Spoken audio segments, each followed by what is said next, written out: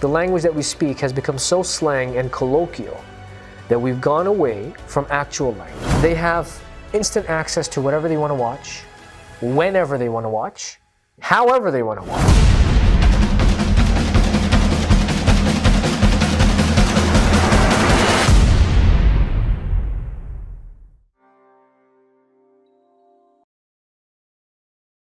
A'udhu billahi minash shaitanir rajeem. Bismillahirrahmanirrahim. Assalamu alaikum wa rahmatullahi wa barakatuh. Dear viewers to the show, think about it. Now, as always, if we provide you material that you think is useful and you like listening to the show and you enjoy the content we present, please do remember to hit the subscribe button below. And if you have any ideas for anything that we could work on, do our research on, and bring to you and present to you, then please do let us know as well. Share a comment, post it. We'll do what we can. Today, I'd like to start off with a story, as we always do. And this takes place in the living room in a house. There is an elderly person who's sitting down watching TV.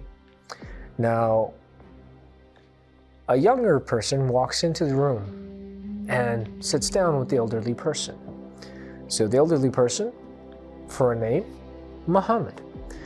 And the young person who walks into the room is the grandchild, the grandson of Muhammad. And he sits down on the chair as well. His name is Ahmed. So Ahmed looks at his grandfather and he looks at the TV and he has a question in his mind. Now Ahmed is approximately 7-8 years old, and Ahmed looks at his grandfather and he says that, "Did you have TVs when you were younger?" And Ahmed's grandfather smiles and laughs a little bit and says that we did have TVs in the 1950s, 60s, 70s. There were TVs there, but yes, they weren't so common in homes. And then we also got a TV as well. It's not like as though I haven't heard of a TV or I don't know what it is.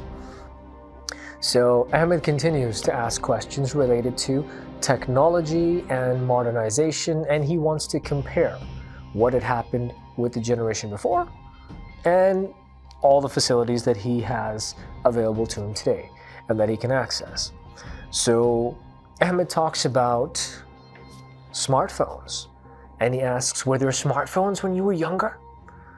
And so Ahmed's grandfather, Muhammad, looks at Ahmed and says, there weren't any smartphones when I was younger. So how did you play video games? He's like, son, we didn't really play video games at that time. We had other things that kept us busy. And so Ahmed says, oh, so what about messages? Did you send messages to people? And then Ahmed's grandfather says that we used to write letters. We used to actually write down letters by our own hands. We used to get a stamp. And he explained the entire process of how they would post the letter. And it would go to the responding person, and the letters would probably reach them within 2 to 3 weeks at times, or if it was international, maybe even a month or more. So Ahmed is stumped, and Ahmed says, that's boring and that's too long. And so Ahmed's grandfather says that nowadays you don't know how to wait. And Ahmed says, what do you mean? And Ahmed's grandfather responds and says that your generation doesn't know how to wait for things. Being patient is also a skill. It's a virtue. And being patient can actually help you in so many ways. And from this conversation, Ahmed basically is a bit offended, as you could imagine. And he tells his grandfather that, no, but I can wait for things. And Ahmed's grandfather says, like what? He's like, I wait for the school bus every day. He's like, okay, your school bus has an appropriate time to come. Sometimes when it runs late, it's 10-15 minutes late, what do you start to do? And then Ahmed's like, I get bored. He's like, right, you get bored. Like that. He's like, 10-15 minutes to wait and you get bored? And then Ahmed's like, but it's late. That's why we're bored. What are we supposed to do at that time? The takeaway from this conversation that is taking place between Muhammad and his grandson Ahmed is that what is up with the generation today and what happened with the generation before. Now, many a times people talk about the generation gap, many a times people talk about how times change. And so do processes. Processes meaning how you deal with things, whether you're sending a text message to someone. So definitely the mode of messaging has definitely changed, and so on and so forth. There are a lot of other things that have changed throughout time. However, we need to take this conversation, which is a mild and normal conversation that children have, but understand it in a more philosophical way. Now, when I say philosophy, I don't mean for it to get boring or for people to wait for too long. Basically, you need to understand where Ahmed is coming from and what Ahmed can take away from it. Similarly, what can Muhammad take away from it? Sometimes what we end up doing is that when we talk to a grown-up, when we talk to an adult and we're young, even for me, if I talk to someone who's older than I am, or so on and so forth, we talk to people who are of a generation older than us, or even a generation before that. What we end up doing is that we believe, or we give this room of, I don't know what type of respect you could call it, that we feel that the older person or the more senior person has all the answers or has no negatives. And this basically means that sometimes grown-ups say things which might have very big repercussions. For example, if Muhammad told his grandson that you can't wait nowadays, I mentioned that Ahmed felt a bit offended. Now, here's the thing. Could that have been rephrased? Could that have been understood? Why is it that children can't wait today? I'm going to talk about a famous saying that definitely makes sense today. And I'm also going to decipher the problem of today and how we move forward and how we're supposed to move forward with it. Number one is that in the past, when parents raised their kids and they raised them for a time that they knew and understood. So right now I live in the 21st century. I'm living within, let's say, the early 2000s up until 2030s, 2040s, even 2050s is my time of understanding a certain era and how I can operate in it.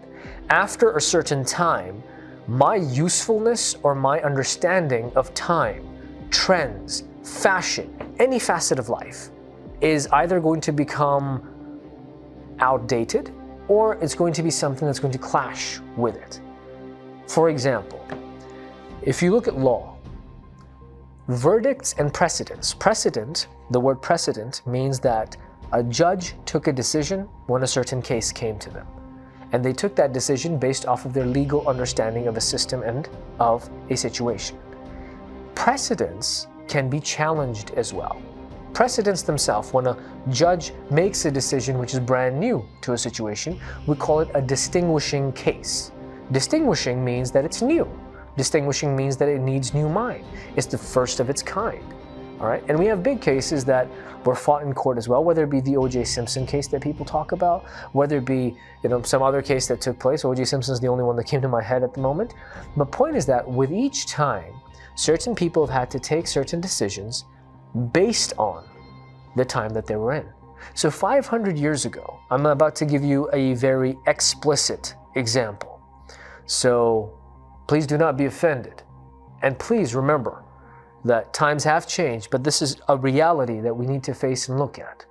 500 years ago, when people from Africa were brought down or brought up or wherever across the seas to North America, were they brought here for opportunities and so they could grow as people, or were they brought here to be drained and used as slaves? Obviously, if you chose the second one, then you know that yes, they were brought here to be slaves. So a person in the past, 500 years ago, of color, who was abused probably every single day of their life in different ways, ways that I can't even express, and ways that if I start thinking about the worst case scenario in my mind, maybe that was a normal day for them. Maybe things happened that we can't even fathom or digest. They were belittled, they were beaten, and they had to work every single day. There was no such thing as a vacation in their life. And if that person, let's say, did something that their so-called masters or people that they worked for didn't like, and there used to be trials then too, there used to be cases and judges used to see them too. Do you think at that time when a judge would have favored a person of a Caucasian race against a person of an African race, which they would have done because of slavery being what it was, would that same verdict, would that same decision that a judge made 500 years ago be applicable today? No. In fact, if that happens, human rights violations would start, protests would start, people would start jumping up and down, a chaos would occur. So with time, precedents are set, meaning with time, distinguishing cases come. Similarly, we have to look at this at the angle of the new generation as well. There was a time when our older folks and our older viewers who are watching this, when you grew up and the system worked in a certain way, your parents definitely explained how the system worked. There was more focus towards discipline, principles, and values, which is great. It's not that it's changed. There's still things that this generation needs to learn. However, processes and times have definitely changed. For example, a lot of people argue that nowadays the new generation doesn't write enough. Fair enough, it's a good argument. Their handwriting is worsening. Sometimes you can't make out what a child is writing down. Schools have this complaint that our students don't write that much anymore. With all this, I understand that you want to work on someone having good handwriting. That's a skill. That's a skill to have when you have good handwriting. Right? You have so many graffiti artists out there, so many people. That means you have good hand-eye coordination as well. When you read something, it is in fact not only just visible, but it is something people can make out easily and comprehensible. That means understandable, as opposed to scribbling down and a person looks at your writing and says, I don't know what this person wrote. Yes, that is an issue. However, where are we moving towards? We're moving towards a more techno-based era. In fact, we're inside a techno-based era right now. Children at schools today have Chromebooks and technology that they use to do their assignments, to do their research, and they have not only technology at the palm of their hands, but internet, the World Wide Web is with them. They have so many things that they can do. They have so much access now that a model of the past that, oh no, I don't believe in doing homework online. I believe in doing homework written by hand. Look at the rationale behind this. Number one, if you're moving towards a more technology atmosphere, then technology is the way to go and how to use and do your assignments and do whatever. Writing is not necessarily important to do assignments. However, writing might definitely be important to take notes, to do things. We all know that when we write something down, we are more likely to remember it as compared to typing something down. Because when we type things down, we're not actually feeling the letters. We're not actually feeling what we're doing. And that's why people say that, do you feel the same? And there's this research that was done by a university here in Canada that they asked the question to students who had just joined college and university, students who are doing in different levels, students who are doing their PhDs, and alumni, people who had graduated, that when they type using a computer, do they think in the same way as when they use their hand to write? Staggeringly, the answers were 70% of people had a difference. Because when they wrote, they said that they took their time and they understood what they were writing, and they actually had to think critically in different things. When they were typing, there were times when they didn't need to think much and they were using fillers. Fillers means words, different things that they understood. Some copy-paste was happening as well, to whatever extent plagiarism is allowed. So, with that said, we're moving towards an era which is very different from, this generation is quite different from the generation before. What are some takebacks? So the phrase that I was about to tell you, I don't know if I'm going to quote it absolutely correctly and accurately, but you'll understand the gist of it. It's don't use a formula that you use to grow up in a time that may no longer be relevant. That means whatever things that you used and processes and operations that you understood in the past of how to grow up and be successful are not the same anymore. Networking with people, not social networking, networking with people. It means growing relationships, understanding how things are, and going to different community events, meeting people, and actually having a physical interpersonal relationship with someone. It's a great thing no matter what time you're in. However, substitutes for it, you have a lot of social platforms used for professional purposes, all right, such as LinkedIn, All right, Instagram as well. As much as it might be entertaining, people use it. In fact, all social media platforms are used for a mix of entertainment, personal use, and professional use as well. So when people use these things, and when people use it for a professional manner to network, they still end up making connections. They still end up maybe having a market out there, so an audience that they could sell their goods and services to or do some kind of business with. So these are all important things.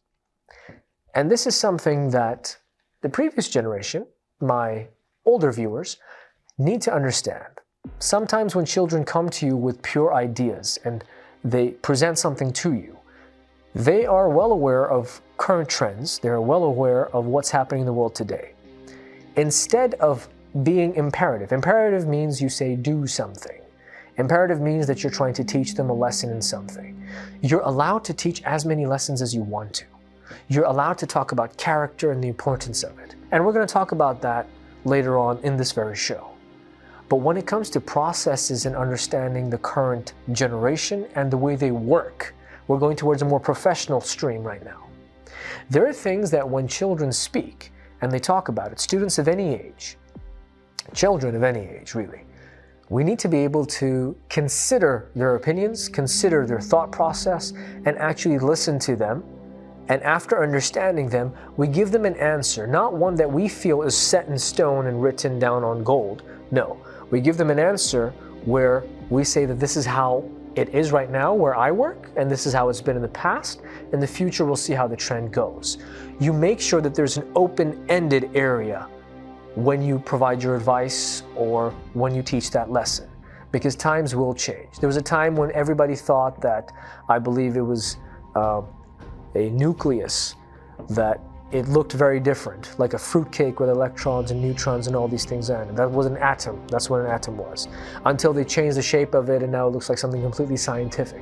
And then they thought the atom was the smallest thing until they broke that open and a whole other world opened up in front of them. My point being that with time and with development, it's very easy for systems to change, for trends to change. And we need to be able to accept the trends that are changing for the future generation. With that, we're going to take a break. And when we come back, we're going to talk about how the younger generation needs to take things. Because if you talk about things happening instantly, there's always an issue. Stay tuned and think about it. Welcome back to the show. Think about it. We left off talking about the older generation having to understand that every generation that comes and every time that comes, every decade in fact, has shown exponential growth and development. Whether it be positive or negative is another issue and another topic altogether.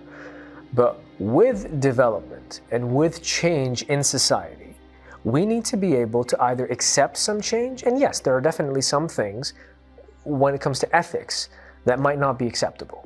There's some things that comes to practices that might not be acceptable. For example, we talked about shareholder supremacy. It's a model of business where investors and shareholders, their values are maximized by companies through their operation. Now, this was very good in the boom years, and that's when it was introduced in the 70s, all right? 80s, 90s, it was practiced really well. Today is a standard of business.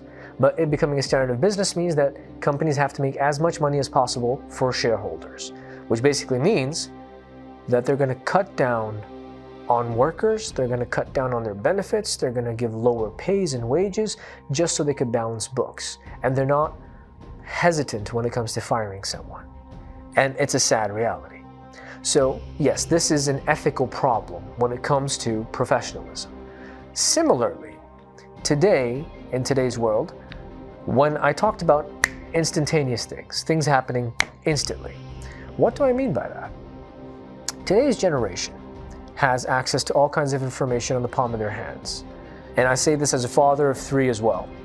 And I have noticed that when I was a child, just a small comparison, and we wanted to watch cartoons and we had cable TV or we had a decoder with a dish on top or a smart card or something, and we had a subscription to a certain amount of channels, regardless of what channels you had or whatever the situation was, if you had normal TV and television, cartoons would come on TV at a specific time during the day.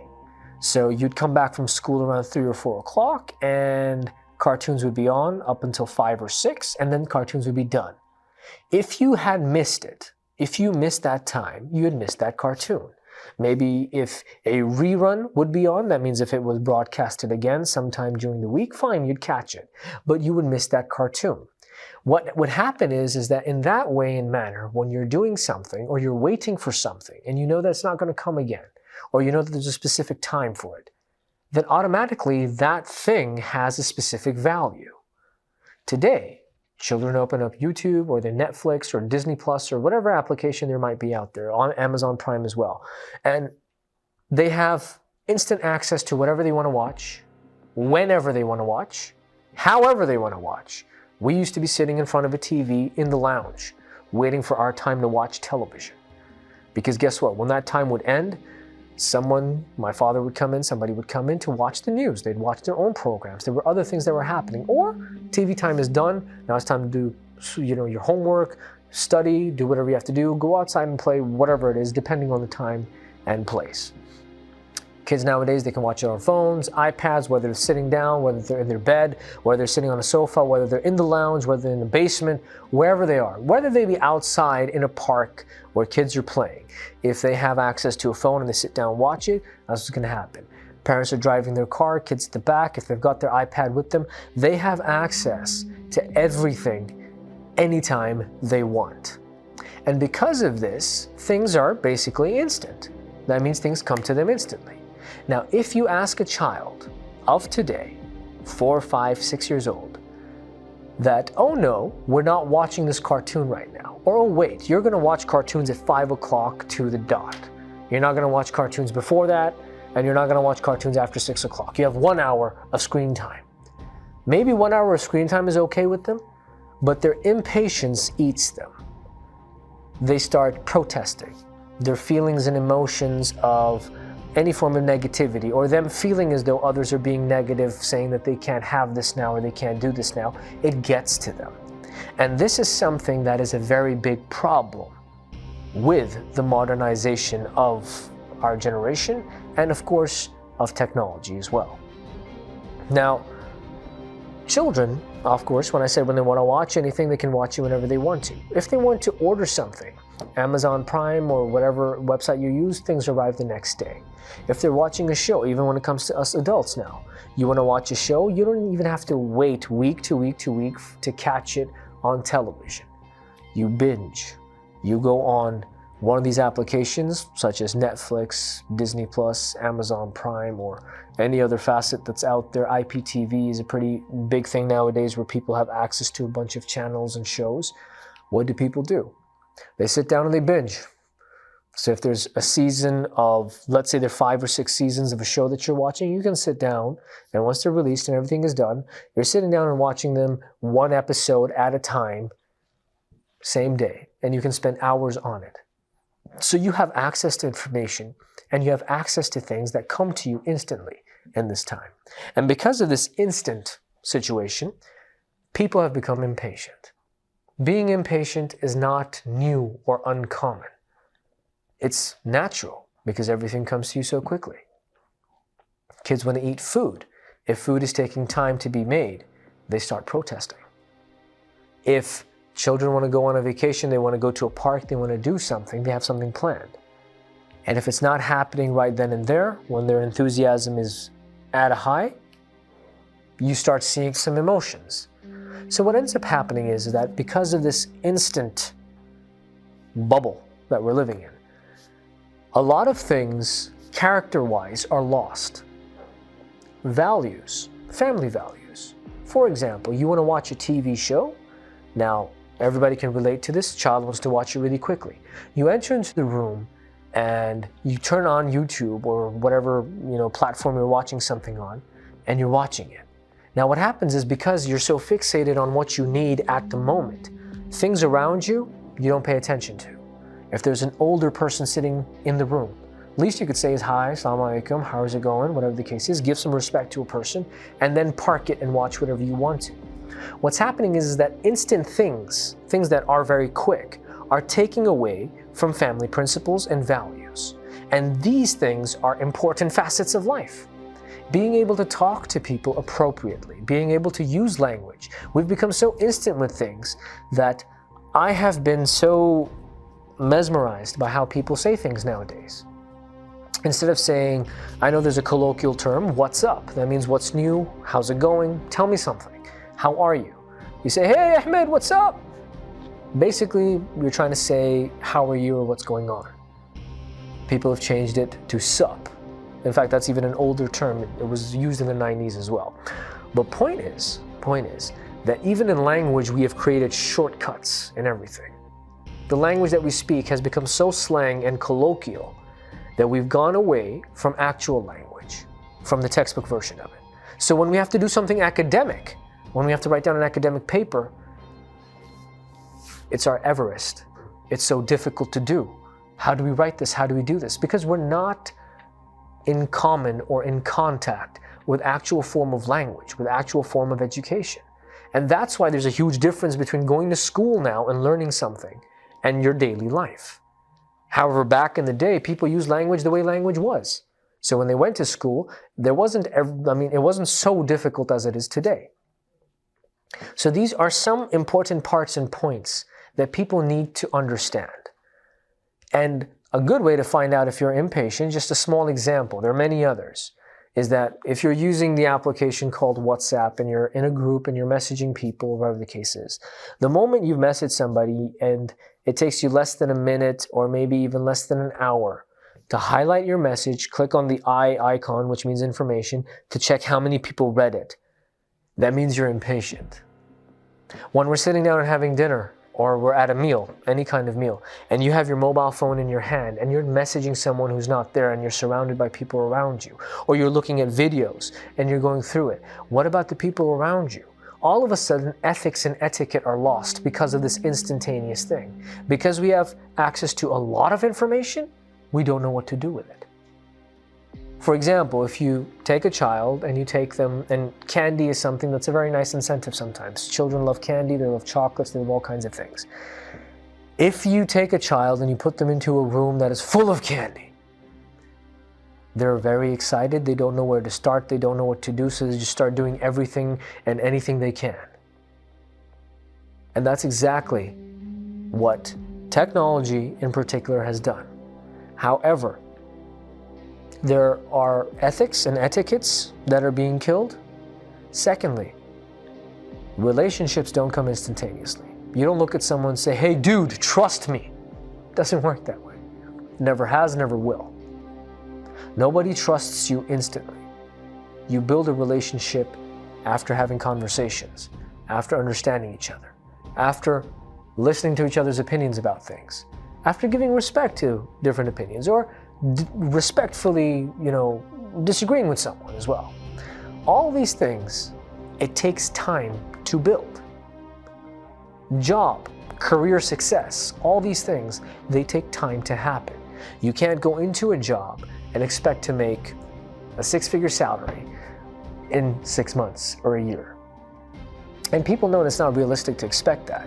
But people expect that they're going to start a job and very quickly they're going to start climbing up the ladder. Yes, you can climb up the ladder quickly, but there are processes. There are things that you have to do. You can't be at the bottom thinking that you could do something abstract at the top, have an impact basically. There's still a ladder. You can go on it quickly depending on your skills and ability and zeal, enthusiasm, determination, and your skills.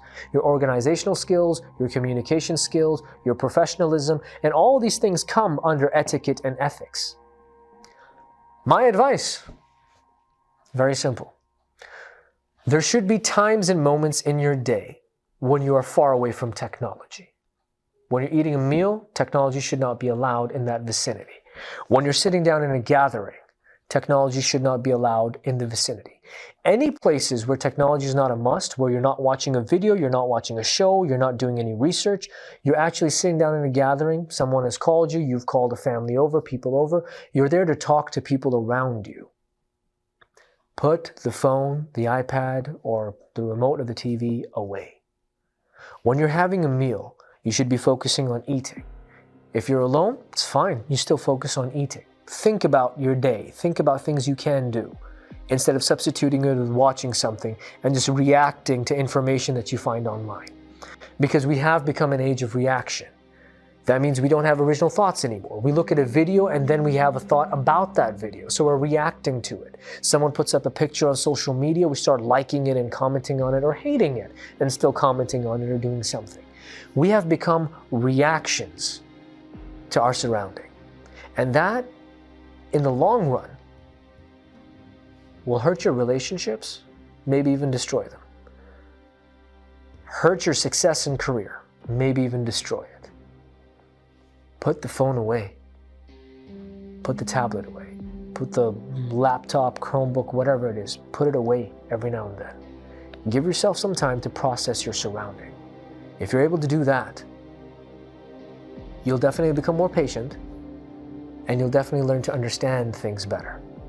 And that's the only thing you need.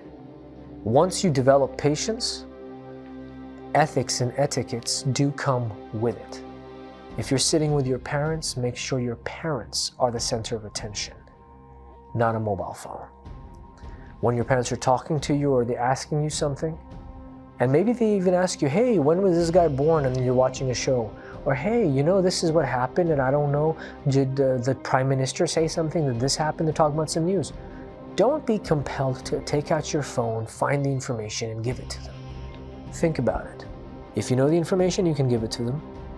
If you don't know it, share an opinion about it. What do you think about it? Talk about it. There was a restaurant I went to, which is an amazing restaurant. Really good food. And on the wall, it said that, please don't ask for the Wi-Fi password. We don't have internet here. Talk to each other. Pretend that it's 1999. Dear viewers, generations do change. Times change, and we have to roll with the time. We have to understand operations, we have to understand how work is done, and where technology is required and cannot be put aside or substituted, don't. But when it comes to ethics, understanding, patience, virtues, etiquettes, pretend that it's 1999. Thank you for tuning in, and inshallah see you next time. Until then, think about it. Assalamu alaikum wa rahmatullahi wa barakatuh.